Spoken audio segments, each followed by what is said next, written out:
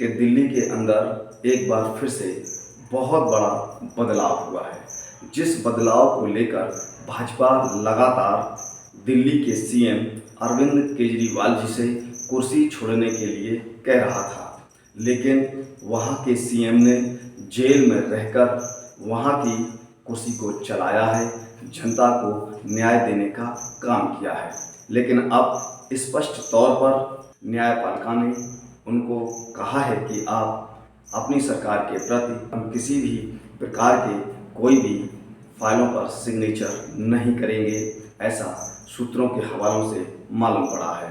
तो जनता को किसी भी तरह का दुख ना हो, जनता के प्रति आम आदमी पार्टी ने जो वादे किए थे उन वादों में किसी भी तरह की कोई अड़चन पैदा ना हो, जनता के लिए किसी भी तरह से कोई समस्या उत्पन्न ना हो, तो ऐसे सभी समस्याओं को मिटाने के लिए एक बार फिर से दिल्ली के अंदर बड़ा बदलाव हुआ है। नमस्कार, मैं हूं मुकेश कोरी और आप देख रहे हैं कोली न्यूज। जी हां, एक बार पुनः फिर से दिल्ली के अंदर राजनीति की बहुत बड़ी बहस छिड़ गई है। तो दिल्ली के अंदर फिर से एक राजनीतिक उबाल हुआ है और वो राजनीतिक उबाल को लेकर भाजपा सदमे में है। जी हाँ, भाजपा कुछ समझ नहीं पा रही है। भाजपा को इस बात का अंदाज़ा भी नहीं था कि आखिर वहाँ के सीएम अरविंद केजरीवाल इस तरह के सीएम का नाम आगे रख देंगे जो जनता के लिए हमेशा सड़कों पर लड़ती रही हैं। जी हाँ, आतिशी जी को वहाँ का सीएम घोषित किया गया है और जैसे ही केजरीवाल की तरफ से दिल्ली के नए सीएम का नाम सामने आया है और उस नाम को सुनकर भाजपा बौखला गई है, पूरी तरह से तमतमा गई है। जी हाँ, और उन्होंने अब उल्टे ही केजरीवाल जी पर आरोप लगाना शुरू कर दिए हैं।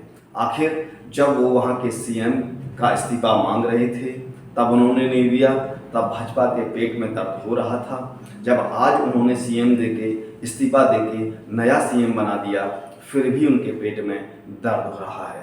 आखिर वो दिल्ली के अंदर आम आदमी पार्टी से इतना डरते क्यों हैं?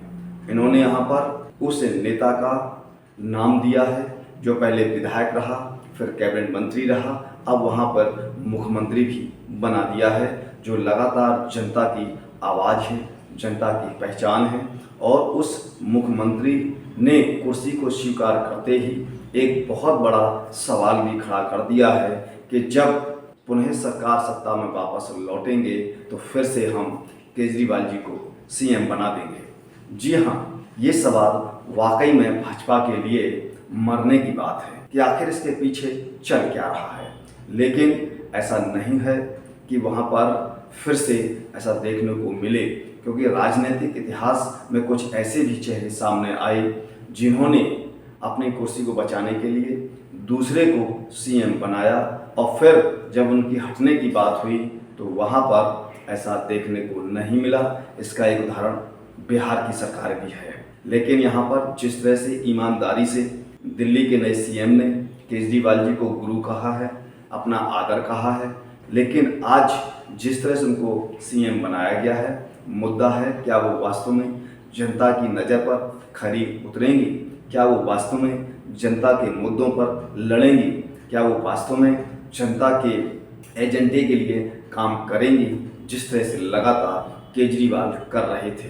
केजरीवाल जी ने कभी भी अपने घुटने नहीं टेके, जनता की आवाज़ के लिए जेल गए और जेल से सरकार भी चलाई और आज उन्होंने इस्तीफा भी दे दिया। तो आज दिल्ली के अंदर एक नई राजनीति का जन्म हुआ है। दिल्ली के अंदर की राजनीति से पूरे देश के अंदर एक नए राजनीति को जगह मिली है। तो हम आपको सुनवाते हैं कि दिल्ली के नए सीएम ने मीडिया के सामने क्या बात रखी है।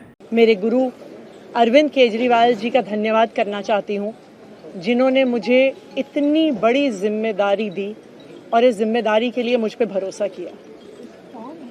ये सिर्फ आम आदमी पार्टी में हो सकता है, अरविंद केजरीवाल जी के नेतृत्व में हो सकता है कि एक फर्स्ट टाइम पॉलिटिशियन एक राज्य की मुख्यमंत्री बने।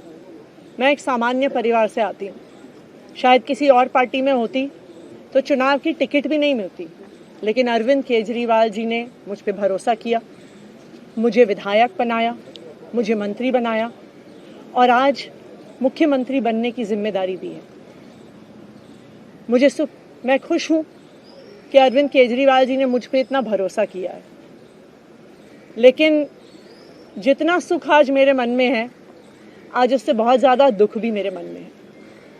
दुख इसलिए कि दिल्ली के लोकप्रिय मुख्यमंत्री मेरे बड़े भाई अरविंद केजरीवाल जी आज इस्तीफा दे रहे हैं।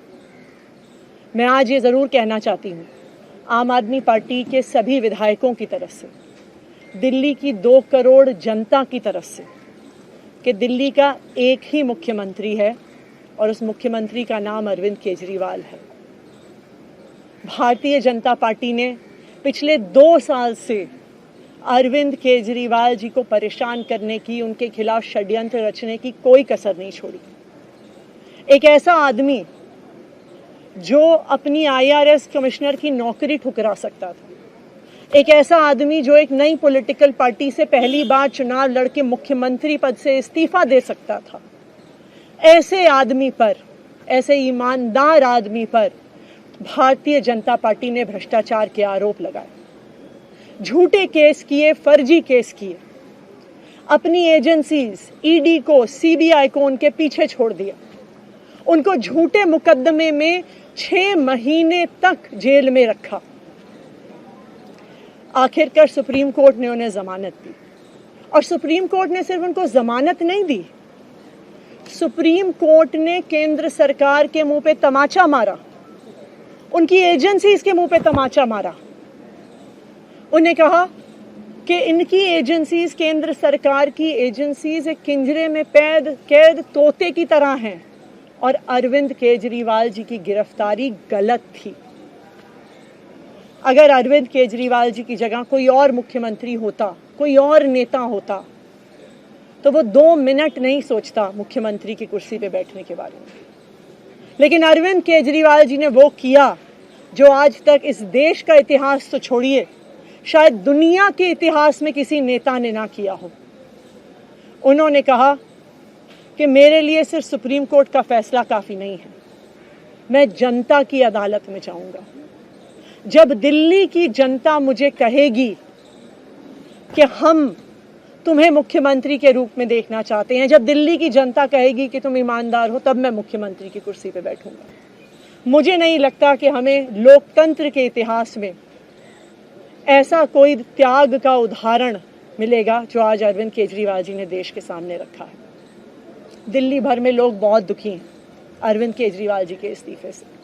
कल शाम मुझे एक बुजुर्ग महिला मिली, जब उन्हें खबर मिली थी कि अरविंद केजरीवाल जी ने इस्तीफा दे दिया है, वो रोने लग गई। उन्होंने कहा कि वो मेरे बेटे की तरह हैं, उसको इतना परेशान किया है, उसको इतना परेशान किया, उस पर झूठे केस लगाए। और उन बुजुर्ग महिला ने कहा कि मैं घर घर जाऊंगी, मैं घर घर जाके लोगों को कहूंगी कि मुझे अपने बेटे को ही मुख्यमंत्री बनाना है। तो आपने यहाँ पर सुना कई नए CM ने किस तरह से अपने गुरु का धन्यवाद प्रकट किया है और किसको गुरु बनाया है, वो आपने सुन लिया है। और उन्होंने यहाँ पर स्पष्ट तौर पर कह भी दिया है कि चुनावों के बाद उनके CM सिर्फ और सिर्फ अरविंद केजरीवाल जी ही रहेंगे। तो आपको ये खबर कैसी लगी है, उस पर सुझाव आप कमेंट बॉक्स में जाकर जरूर रखें। और अभी तक हमारे चैनल को सब्सक्राइब ना किया हो तो शीघ्र सब्सक्राइब बटन पर क्लिक करें, बेल आइकन को प्रेस करें, जिससे कि हमारी पढ़ने वाली प्रत्येक खबर का नया नोटिफिकेशन सबसे पहले आपको प्राप्त होगा। हम फिर मिलेंगे एक नई खबर के साथ, तब तक आप इजाज़त दीजिए। जय हिंद, जय संविधान, जय भारत।